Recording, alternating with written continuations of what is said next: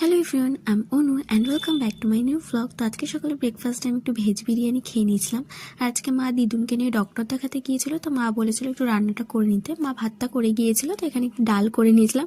আর আমি আর বোন একসাথে দুজনে মিলে এখানে বদমাইশি করছিলাম। তো যাই হোক, তারপর পুজো দিয়ে উঠে এখানে একটু ফল কেটে নিয়েছিলাম। এটা হয়তো ফুটি বলে এই ফলটাকে, আমার অতটা ভালো লাগে না খেতে।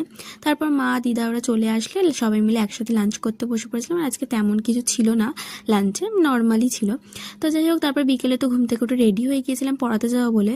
আর আজকে পড়িয়ে এসে তারপর আবার একটুখানি রেডি হয়ে নিয়েছিলাম। এসে একটু খিদেও পেয়ে গিয়েছিল, তো এখানে একটা লস্যি খেয়েছিলাম।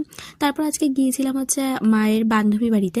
তো ওখানে মনসা পুজো ছিল, তো সেটার জন্যই গিয়েছিলাম। তো নেমন্তন্ন করেছিল কাকি। তো এখানে মামা গিয়েছিল, দিদাকেও নিয়ে গেছিলাম, বাট দিদার শরীরটা একটু খারাপ, কিন্তু যেহেতু পুজো হয়েছে অনেকবার করে ওরা বলেছে, তাই জন্য গিয়েছি।